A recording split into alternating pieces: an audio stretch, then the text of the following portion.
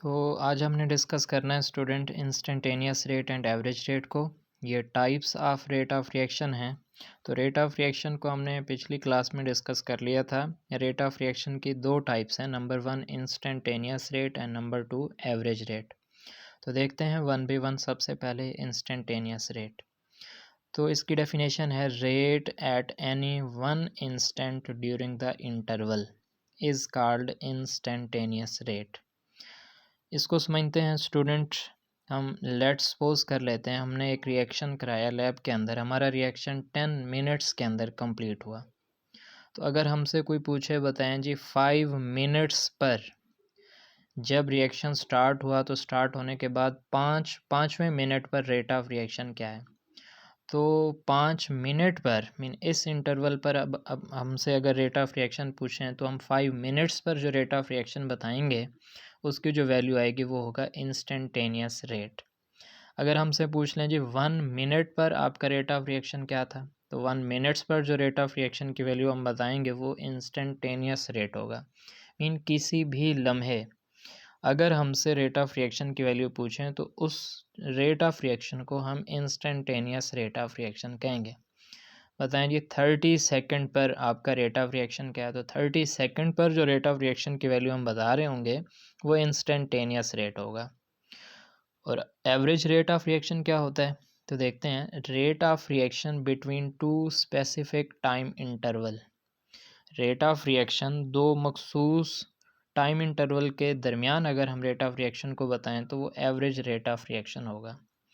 जैसे हमारा reaction start हुआ 0 सेकंड से स्टार्ट हुआ और रिएक्शन कंप्लीट हो गया 10 मिनट्स तक, तो 5 मिनट्स तक रेट ऑफ रिएक्शन क्या रहा, मीन 0 से 5 मिनट्स तक आपका रेट ऑफ रिएक्शन क्या है, तो दो स्पेसिफिक टाइम इंटरवल आ गए। तो इनके दरमियान जो रेट ऑफ रिएक्शन की वैल्यू हम बताएंगे वो एवरेज रेट ऑफ रिएक्शन की वैल्यू होगी। क्योंकि ज़रूरी नहीं है कि जो हमारे पास 1 सेकंड पर रेट ऑफ रिएक्शन हो वही 3 पर हो, वही 5 पर हो, वही 1 मिनट पर हो, वही 2 मिनट्स पर हो, तो रेट ऑफ रिएक्शन की वैल्यू चेंज होती जाएगी। तो हम इसकी एवरेज अगर हम बताएंगे, इन सभी का एवरेज लेकर बताएंगे तो उसको हम एवरेज रेट ऑफ रिएक्शन बोलेंगे। तो अब अगर हम रेट ऑफ रिएक्शन इनका लिखें तो हम इंस्टेंटेनियस रेट ऑफ रिएक्शन को लिखते होते हैं dx/dt, जबकि एवरेज रेट का जो एक्सप्रेशन है उसको हम लिखते हैं ΔX/ΔT। तो D स्टैंड करता है स्मॉल चेंज के लिए और डेल्टा स्टैंड करता है लार्ज चेंज के लिए। तो स्टूडेंट स्टार्ट में जब टाइम 0 सेकंड था उस वक्त जो इंस्टेंटेनियस रेट होगा वही एवरेज रेट होगा, मीन उस वक्त इंस्टेंटेनियस और एवरेज रेट की वैल्यू बराबर होंगी। और जब हमने रिएक्शन स्टार्ट किया अभी 1 सेकंड 2 सेकंड ही हुए तो उस वक्त इंस्टेंटेनियस रेट की वैल्यू ज़्यादा होगी और उस वक्त एवरेज रेट की वैल्यू कम होगी।